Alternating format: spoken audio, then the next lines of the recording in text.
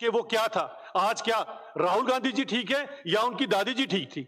और उसके बाद जो अकॉर्ड हुआ, ये तो आपके खानदानी अकॉर्ड चलते आ रहे हैं। ये जनता तो बीच में पिस रही है आपके इसी अकॉर्ड के अंदर। कभी कोई किसी के साथ अकॉर्ड बनाता है। और आपको याद होगा जो जम्मू कश्मीर का दुर्भाग्य था, वो था राजीव और फारूक साहब का अकॉर्ड और 87 की रिगिंग, जिसके बाद बंदूक यहां पर दाखिल हुई। और आज आपको जवाब देना पड़ेगा उमर साहब, वो 1.5 लाख लोग जो कब्रों में दफन है, उसका जवाब कौन देगा? जरा मुझे फिर बताएं। आज फिर से आप ऑटोनॉमी की बात करना शुरू हो गए। आप फिर से जो अमन सुकून यहां पर आया हुआ है, उसको आप फिर से वापस उसी कगार पे लाकर खड़ा कर देना चाहते हैं। तो उमर साहब, इन सब चीजों का जवाब आप कब देंगे लोगों को? ये आपको बताना पड़ेगा। आज तो जिस हिसाब से आप ऑटोनॉमी की बात कर रहे हैं, 2.5 करोड़ से ज्यादा यहां पर सैलानी आए हैं। आप और राहुल गांधी जी क्या चाहते हैं? ये 2.5 करोड़ के सैलानी फिर से वीजा लेकर यहां पर आए? और जब वीजा लेकर यहां पर आएंगे तो क्या 2.5 भी पीछे रह जाएंगे? तो कहां जाएंगे जम्मू कश्मीर के लोग? कहां जाएंगे वो कश्मीर के लोग जिसने पिछले 5-10 सालों से जो कम से कम उनकी खुशहाली देखी है? ये किस तरह की राजनीति आज उमर साहब और राहुल गांधी जी कर रहे हैं? ये जम्मू कश्मीर की जनता आपसे जवाब मांगती है। वो गुज्जर बकरवाल भाई जिनको आपने, जिनकी उत्पीड़ना की और आज तक जिनको कभी आपने उनके हक नहीं दिए, आज अगर उनको 50-60 साल बाद उनके पॉलिटिकल हक और बाकी हक मिले हैं, आज क्यों आप और राहुल गांधी जी उनके हक छीनने पर उमादा हुए हैं? आज क्यों हमारी बच्चियों को जो 50-60 साल बाद हक मिले हैं, क्यों उमर साहब और राहुल गांधी जी उनसे वो हक छीनने पर उमादा हुए हैं? और वेस्ट पाक और पीओजे के रेफ्यूजी, इसके अंदर मैं राहुल गांधी जी को बताना चाहता हूं कि जरा ये चीज क्या हम हमारे रेफ्यूजी भाइयों को बताएं, जिन्हें 60 साल तक अपने देश के अंदर आपने एलियंस की जिंदगी बताने पर मजबूर किया था। आज राहुल गांधी जी और उमर साहब उनसे हक क्यों छीनने कर उमादा हुए हैं? और सबसे बड़ी बात पहाड़ी समुदाय की। और मैं इन सब चीजों को कह के ये बताना चाहता हूं कि आप सभी लोग सचेत हो जाएं कि ये जो अलायंस जो नेहरू जी के टाइम से और शेख साहब के टाइम से शुरू हुआ, आज फिर से हमारे देश को वहां पर ले जाने की फिराक में है। क्या उमर साहब हैं और क्या राहुल गांधी जी हैं? और इन सब चीजों का जवाब आज उमर साहब को देना पड़ेगा कि ये बताएं कि इन सब लोगों की जो उत्पीड़ना हुई है, इसके जिम्मेवार आपकी जो पॉलिटिकल पार्टी, आज किस एजेंडे के साथ आप लोगों के बीच में जा रहे हैं और लोगों को फिर क्यों बरगलाने के लिए आप उमादा हो चुके हैं? क्या जो खुशहाली कश्मीर में आई है वो आपको मंजूर नहीं है? क्या आपको वही चीजें पसंद है, वही खून खराबा पसंद है? क्योंकि राहुल जी गांधी जी ने तो अपना खून का रिश्ता बता दिया। वो खून का नहीं, वो लहू लुहान करने का रिश्ता है राहुल गांधी जी का। और वही लहू लुहान करने का रिश्ता, 1.5 लाख से ज्यादा कब्रों में और शमशानों में लोग चले गए। लेकिन आप दोनों फिर से जो नया आपने राहुल ओमर जो अकॉर्ड बनाया है, इसमें जम्मू कश्मीर में और कब्रें देखना चाहते हैं और शमशानों में जो मासूम जो है वो जलते देखना चाहते हैं। ये घिनौनी राजनीति है। मैं सचेत करना चाहता हूं उमर साहब आपको कि इस तरह की राजनीति ना करें। और इस तरह की राजनीति से किसी को कुछ नहीं मिलेगा। हम चाहते हैं कि जम्मू कश्मीर अमन और सुकून और सुख चैन के लिए जैसे आगे चल रहा है, और अमन जम्मू कश्मीर वो जगह जहां हर इंसान सुख शांति से जीना चाहता है। लेकिन अपने पॉलिटिकल बेनिफिट के लिए जिस तरह की राजनीति आप कर रहे हैं, इससे सचेत हो जाइए। और मैं जम्मू कश्मीर के लोगों को भी इस चीज कहना चाहता हूं कि इनके इस अकॉर्ड को शेख साहब के टाइम से, नेहरू जी के टाइम से याद करें। ये जो अकॉर्ड आपस में करते हैं, सीटों के लिए अकॉर्ड करते हैं, आप लोगों को बरगलाने के लिए करते हैं। इससे आज आपको सबको लोगों को आगाह कर देना चाहता हूं, कहीं ऐसा ना हो कि ये फिर से 5 अगस्त 2019 से पहले का मंजर हो जाए। कहीं ऐसा ना हो कि 2.5 करोड़ लोगों को फिर से यहां वीजा लेकर आना पड़े और हमें भी यहां से वीजा लेकर जाना पड़े, क्योंकि इनके मंसूबे कुछ इसी तरह के हैं। इनको अमन सुकून बिल्कुल पसंद नहीं है। तभी यहां पर ये खून का रिश्ता, लहू लुहान करने का रिश्ता, जिसके ऊपर स्टैंप लगाते हैं राहुल गांधी जी और उमर साहब की पार्टी अपने मैनिफेस्टो के अंदर उसको लिखती है। तो ये आपको हम बताना चाहते थे। अब आपका कोई सवाल है या आप कोई बात करना चाहते हैं?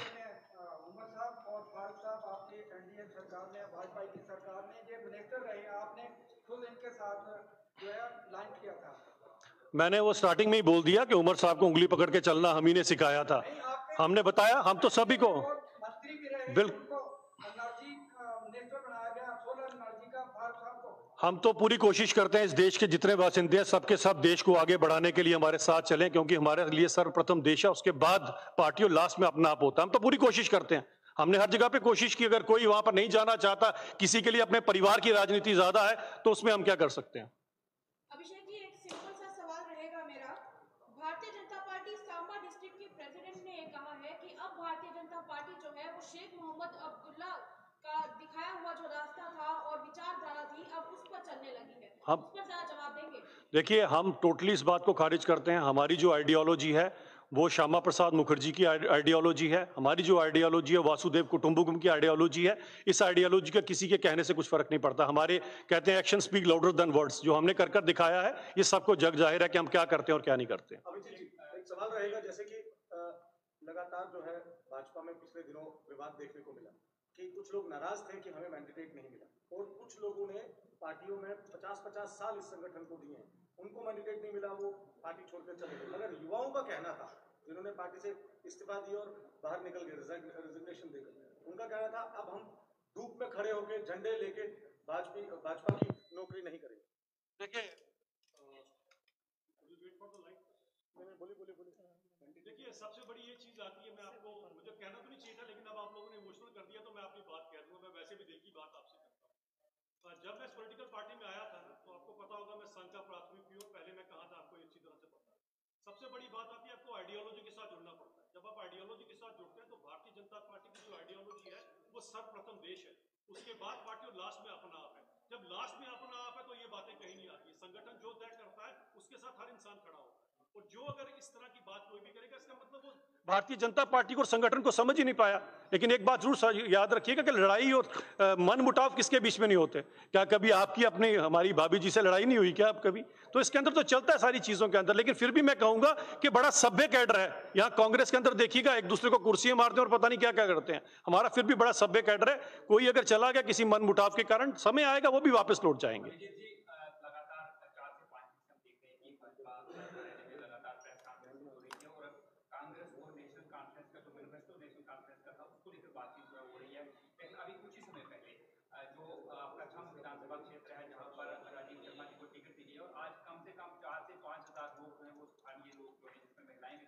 वो आए हैं, वो कह रहे हैं कि उम्मीदवार बदला जाए। उस पर जो विपक्षी दल है वो आपस सवाल उठा रहे हैं कि आप विपक्षी दल पर तो निशाना साध रहे हैं, इस पर आप कुछ नहीं बोल रहे, कोई भी स्पोक्सपर्सन इस पर जवाब नहीं दे रहा है। नहीं, मैंने पहले भी जवाब दिया। मैंने कहा हमारे लिए संगठन सर्वप्रथम होता है। सबसे पहले हमारे लिए संगठन है। संगठन जो कहेगा वो होता है। अब आपने बात की तो बताता हूं, जहां से मैं मूलतः जसरोटा से आता हूं, वहां से तो मेरा भी नाम था, और मेरे साथ मेरे ही ब्रदर हैं, वो राजीव जसरोटिया जी, उनका नाम था। रात को 1:30 बजे सबसे पहले मुबारक मैंने उनको दी है, और मैंने कहा भैया बताओ कहां चलना आपके साथ। अगर हम इस सोच से चलेंगे तभी तो आगे बढ़ पाएंगे ना, वरना जम्मू कश्मीर को तो हम सबके सब लोग उन्हीं के हाथों सौंप देंगे जिन्होंने 50-60 साल तक यहां पर किया है। और जम्मू के लोगों को तो आगाह होना पड़ेगा। आपके साथ तो जो नाइंसाफियां नेशनल कॉन्फ्रेंस और कांग्रेस ने की है, ये एकजुट होकर ही आप इनके साथ लड़ाई लड़ सकते हैं। आपको याद होगा सन 51-52 की पहली असेंबली यही कांग्रेस थी और यही नेशनल कॉन्फ्रेंस थी। आप जम्मू वालों की पॉपुलेशन कितनी थी? 12 लाख। कश्मीर की कितनी थी? 10 लाख। वहां कितनी सीटें दी गई? 1.5 दर्जन हमसे ज्यादा। कब से आप लोग जुल्मों सितम सहते आ रहे हो? आज इनकी बातों के अंदर आ जाओगे? तो मुझे लगता है जम्मू के लोगों को कम से कम अपनी आंखें खोलना पड़ेगी। कभी सोच भी सकते थे कि जम्मू अकेला प्रोविंस है पूरे हिंदुस्तान के अंदर जहां आईआईटी भी है, आईआईएम भी है और एम्स भी है, और वो 5-6 सालों के अंदर ही बना। 50-60 साल के अंदर इन्होंने आपको क्या दिया? एक इंस्टीट्यूट सोरा, वो भी कश्मीर में। आपके पास क्या था यहां पर? हम ये नहीं कहते कि केवल जम्मू, हमने कश्मीर में भी उतना विकास कराया है। कम से कम हम नेशनल कॉन्फ्रेंस और कांग्रेस की तरह एक आंख से नहीं देखते। जम्मू और कश्मीर हमारी 2 आंखों की तरह है। लेकिन जम्मू के लोगों ने कितना कुछ सहा है इसके अगेंस्ट। सवाल सर यही है कि 8 से 10 लोग ऐसे हैं जिन पर आप निशाना साधते रहे, वो दूसरी पार्टी में थे, लेकिन अब वो भाजपा में है, उन्हीं को टिकट दी गई है। जब वो दूसरी पार्टी में थे तो वो गलत थे, लेकिन बीजेपी में आकर वो सही है। देखिए, विपक्षी दल इस पर भी सवाल उठा रहे हैं। देखिए, आइडियोलॉजी से जुड़ना बड़ा जरूरी होता है। अगर कोई आइडियोलॉजी से हमारे साथ जुड़ता है, हमारे साथ आता है, तो मोस्ट वेलकम। आप किसी पार्टी में जाते हैं सिर्फ अगर अपने लिए जा रहे हैं तो मैं उसमें कुछ नहीं कह सकता, लेकिन आइडियोलॉजी के साथ जुड़ना बड़ा इंपॉर्टेंट है। जो आइडियोलॉजी के साथ जुड़े हैं, और जब परिवार के अंदर कोई आ गया फिर वो बाहर का नहीं होता, वो अपने परिवार का होता है। अभिजीत जी, एक आखिरी सवाल मेरा रहेगा कि लगातार विपक्षी दल जो है निशाना साध रहा है भाजपा के ऊपर, और साफ तौर पर यही कह रहा है कि 2014 से जुमले भाजपा ने जम्मू कश्मीर की जनता को दिए हैं, सुनाए हैं, और आज तक किसी भी जुमले में वो खरी भी नहीं हुई। अरे बताएं, जुमले इनके हैं या हमारे हैं? 51-52 का मैंने आपको पहले बता दिया, 87 की रिगिंग मैंने इनकी बता दी आपको। उसके बाद सोचिए ऐसी कौन सी आपके पास जादू की छड़ी थी कि 10 साल आप कश्मीर के लोगों को, जम्मू के लोगों को छोड़कर लंदन चले गए और आके फिर से आपने सरकार बना ली। आज इनकी दिक्कत समझिए। दिक्कत इनकी ये है कि वो जमाना चला गया कि 5000 के वोटों से आप एमएलए बनेंगे, 10,000 के वोटों से मंत्री बनेंगे और 15,000 के वोटों से मुख्यमंत्री बनेंगे। आज तो लाखों वोट लेना पड़े हैं, तभी तो उमर साहब भी हार गए और महबूबा मुफ्ती साहब भी हार गई।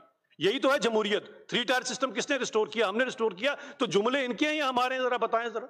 2.5 लाख की बैकडोर अपॉइंटमेंट है। पीडीपी के अंदर तो रातों रात मामा भांजा जी केएस ऑफिसर बन गए, और फिर खुद ही उमर साहब ने शोर मचाया तो नीचे उतारना पड़ा।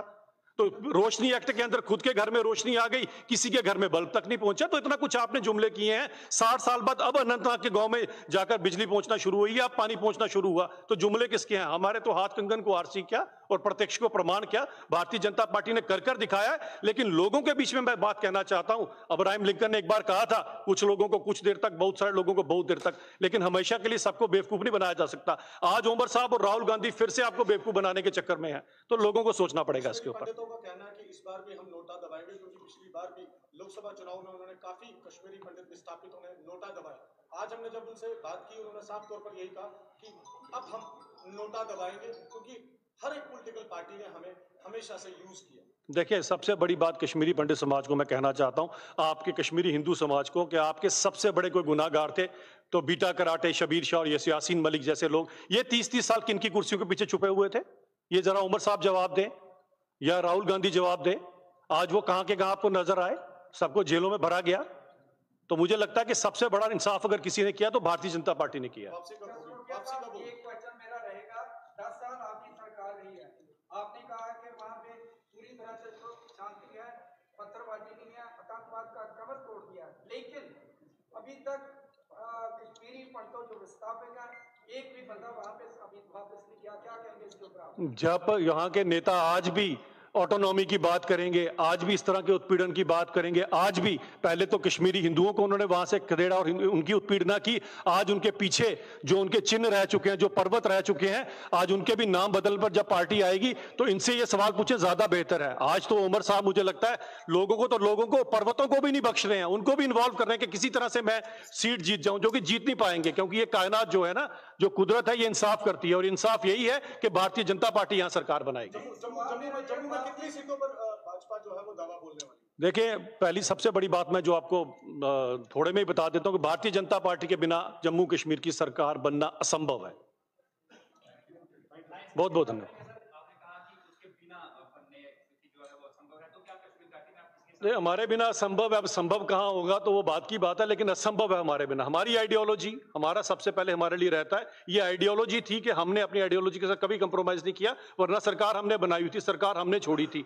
आपकी याद होगा 2003 और 4 के बीच में जो सरकार थी वो पीडीपी और कांग्रेस की थी, और जिस तरह से कश्मीरी पंडित जी की हिंदुओं की बात कर रहे हैं विनीत जी, तो 2003 नदी मार्ग में 24 कश्मीरी पंडितों को पॉइंट ब्लैंक पे भूना गया था, जिसमें 4 मासूम बच्चे थे। इन राहुल गांधी जी ने सरकार नहीं छोड़ी थी, अगर आपको याद होगा। और यही पॉलिटिकल पार्टीज उस समय हीलिंग टच खेल रही थी। वो हीलिंग टच किसके लिए था? टेररिस्टों के लिए था या इनके लिए था? तो इनके पास इतने सवाल हैं, इनके पास जवाब नहीं है कोई देने के लिए। तभी मैं एक चीज कहना चाहता हूं, यही कारण है कि उमर साहब कोई बहस नहीं करना चाहते। पूछते हैं तरुण चुग जी कौन है? अरे तरुण चुग जी अपने नाम से तरुण चुग बने हैं, उमर अब्दुल्ला के नाम से अब्दुल्ला हटा दो तो उमर साहब को शायद अपनी गली में कोई नहीं जानेगा। विजय जी, एक चीज जानना चाहेंगे, जैसे कि आप अगर सरकार बनाएंगे, जो दावा कर रही है भाजपा की जम्मू कश्मीर में सरकार उनके बगैर नहीं बन सकती, तो क्या लगता है 61,000 डेली वेजर्स जो है, जो पिछले 2 सालों से ज्यादा से अपनी मांगों को लेकर प्रदर्शन करते हुए नजर आ रहे हैं, क्या अगर यही हालात रहे तो क्या वो वोट भाजपा को देंगे? देखिए, हमने ही सबसे बड़ा वादा किया उनके साथ, सरकार बनते ही पहला काम यही होगा, और मुझे लगता है उनको विश्वास हमारे पर ही करना पड़ेगा। उन लोगों पे तो डेली वेजर विश्वास कर नहीं सकते हैं। 20-20 साल आपका उन्होंने खून चूसा है। 500 रुपए में डेली वेजर्स ने जो नौकरी की है ना, उनके परिवार से पूछिए किस तरह से परिवार पले। 50 रुपए की दवाई लेने के पैसे नहीं होते तो उनके पास। ये डेली वेजरों का भला करेंगे? कोई करेगी तो सिर्फ भारतीय जनता पार्टी करेगी। 2014 में ये वादा किया गया, जैसे ही हमारी सरकार आएगी डेली वेजर पक्के हो जाएंगे।